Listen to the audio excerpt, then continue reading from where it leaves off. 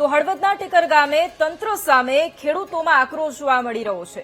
ટીકરકુડા road પર તંત્રએ ઊંચું નાળું મૂકી દેતા વિરોધ નોંધાવવામાં આવ્યો। ખેડૂતોએ રામધૂન બોલાવી અને વિરોધ પણ નોંધાવ્યો છે। નાળાને કારણે ખેડૂતોના ખેતરમાંથી પાણી નિકાલનો રસ્તો પણ હવે જાણે બંધ થઈ ગયો।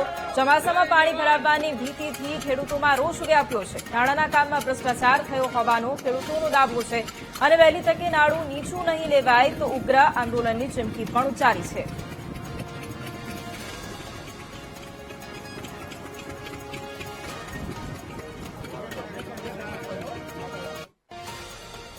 અમે આજે ટીકરકુડાવાળા રોડનું કામ હાલે છે। મોટા પાયે ભ્રષ્ટાચાર થયેલું કામ છે આ।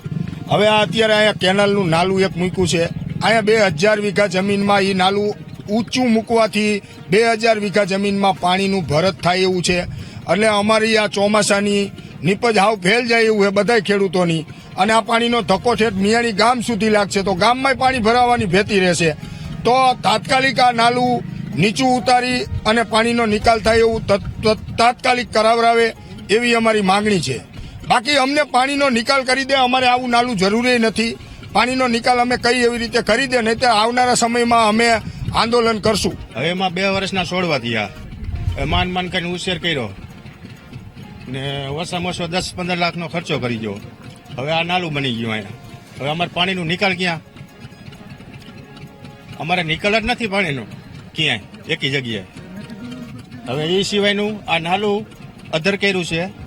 અમારે વિજયભાઈએ કીધું કે આ નાલું નીચું કરો, નકા રોડ બંધ કરી દેવામાં આવશે। આ નાના લીધે પાણી આવે ને તો મારે 4 થી 5 લાખની નુકસાની આવે છે।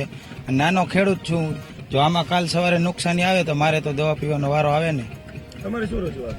મારી રજૂઆત એટલી જ કે આ નાલું 3 થી 4 ફૂટ અધર છે, એને નીચે લઈને સરખી રીતે કરે અને પાણીનો નિકાલ કાયદેસર રીતે કરે।